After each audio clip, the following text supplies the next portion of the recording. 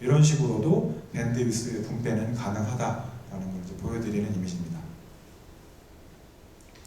그리고 이제 아까 말씀드린 것처럼 USB 인터페이스는 케이블을 통해서 데이터와 파워를 다 전달을 하는데요. 간혹 이제 PC 쪽에 파워가 부족하거나 PC가 이제 다른 실제로 현장에 가보시면 PC에 카메라만 꼽지 않으시거든요. PLC 컨트롤러도 꽂으시고 여러 가지 그 컨트롤러들을 꽂으시기 때문에 거기서 이제 안정적인 파워, 여기 다음에 나와 있으면 PC의 이제 파워 서플라이가 이거를 충분히 받쳐주지 않는 이제 파워 서플라이인 경우에는 그 USB 3.1 케이블을 통해서 충분한 전력이 공급이 안 돼서 카메라가 떨어지는 현상이 발생합니다. 그래서 그걸 방지하기 위해서는 제일 이제 첫 번째 해야 될 게 이 파워 서플라이에서 PCI 익스프레스 슬롯에 이제 제공되는 파워를 확인하시는 게 중요하고요. 그리고 이제 가장 이제 안정적인 방법은 카메라마다 이제 GPIO라고 하는 이제 포트가 있는데 이 GPIO 쪽에다가 외부 전원을 인가해서 아답터 같은 걸 쓰셔가지고 SMPS 같은 걸 쓰셔가지고 전력을 공급해 주시면 가장 안정적인 이제 전원 공급이 될 겁니다. 특히 이제 멀티인 경우는 이게 더 필요하다고 생각이 되고요.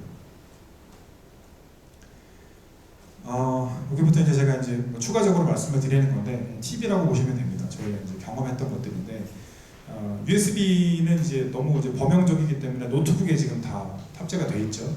그래서 어떤 유저분들도 5m 케이블이 맥스고 내가 USB 3.1에 탑재된 노트북을 쓰는데 카메라 동작이 안 됩니다.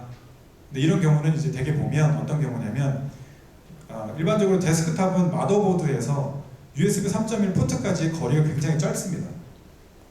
노트북은 이걸 컴팩트하게 만들어야 되기 때문에 PCB 디자인 자체가 USB의 그 칩셋과 실제로 USB 포트의 거리가 좀 있는 경우가 있어요.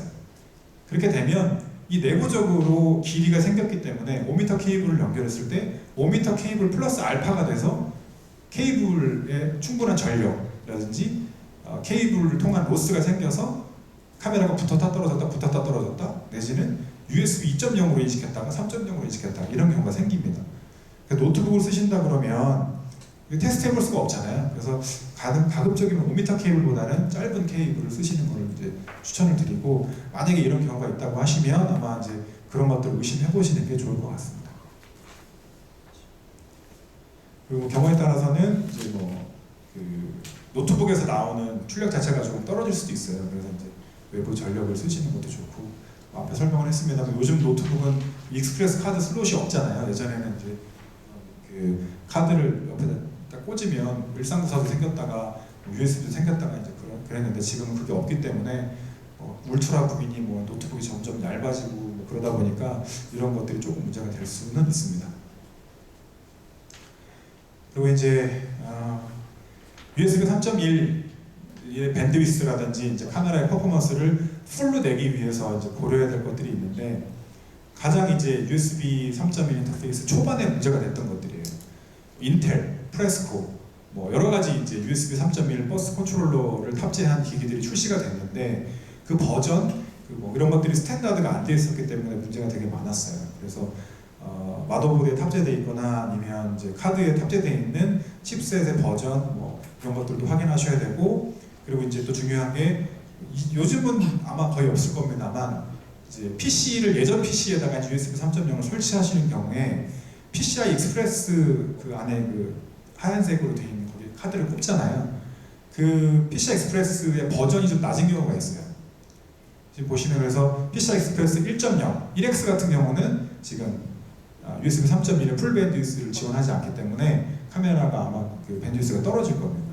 그래서 USB 3.1을 충분히 지원할 수 있는 PCI 익스프레스 1.0 4배속짜리라든지 PCI 2.0이라든지 이런 슬롯에다가 카드를 꽂고 인터페이싱을 하셔야지 USB 3.1이 풀로 밴드위스가 나올 수 있고요. 그래픽 카드라든지 저장 장치 같은 경우는 만약에 제가 4개의 카메라를 풀 밴드위스로 PC로 스트리밍을 하겠다. 그래서 일반 하드 같은 경우는 이 데이터를 다 못 쓸 수도 있습니다. 그럴 때는 SSD라든지 아니면 하드를 레이드로 구성한다든지 이런 것들이 필요할 수도 있습니다. GIS라든지 뭐 이런 어플리케이션에서는 카메라를 굉장히 여러 대를 한 번에 많은 데이터를 막 집어넣으시거든요. 그때 이제 하드디스크에 대한 구성도 굉장히 중요하다고 볼 수 있겠습니다. 그래서 이제 제조사마다 카메라 제조사마다 이런 마더보드라든지 호스트 컨트롤러에 대해서 우리는 이 버전을 테스트했고 이 버전을 추천한다라고 하는 리스트를 다 가지고 있거든요. 그래서 가급적이면 이 범위 안에서 고르시는 게 좋고요. 저희가 하다 보니까 뭐 델 같은 경우 굉장히 많은 모델이 있는데 파생 모델이 있는데 어떤 거는 좀 문제가 생기는 경우도 있어서 가급적이면 이런 것들을 좀 참고하시기를 좀 추천을 드립니다. 네, 그래서 마지막으로 이제 USB 3.1에 대한 이제 결론인데요. 제가 첫 번째 강의 때도 그랬고 뭐 탱기기도 있고 뭐도 있고 뭐 인터페이스를 여러 가지를 말씀드렸지만 사실은 이제 뭐 아마 카메라 머신 비전 시스템 하시는 분들이 다 똑같으실 텐데 그냥 최고의 인터페이스는 없거든요.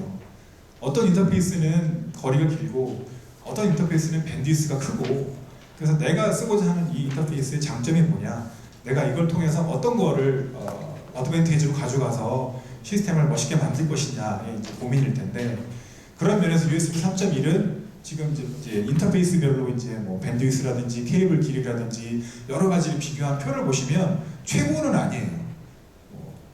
항상 이제 2등 내지는 1등 한 가지 정도 하는 좀 이렇게 준수한 급이지 뭔가 최상의 인터페이스는 아닙니다.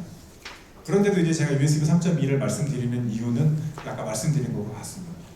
원 케이블로 저렴한 시스템 구성, 그리고 굉장히 많은 액세서리가 나와 있고 보편화된 인터페이스고 USB 2.0에서 갖고 있던 문제를 많이 극복하기 위해서 구조적으로 개선을 했고 그래서 실질적으로 뭐 케이블 길이가 길다거나 밴드위스가 정말 많이 필요한 데는 맞지 않겠죠. 근데 이제 저희 입장에서 봤을 때는 굉장히 다양한 어플리케이션에 다양한 유저분들의 니즈를 만족시킬 수 있는 그런 정도의 성능을 가지고 있는 인터페이스고 범용성, 그 다음에 확장성이 굉장히 좋은 인터페이스라고 보고 있습니다. 국내 같은 경우는 뭐 디스플레이나 뭐 LCD 뭐 디스플레이나 반도체나 뭐 이런 쪽은 사실은 기기로 다 편중이 되어 있거든요.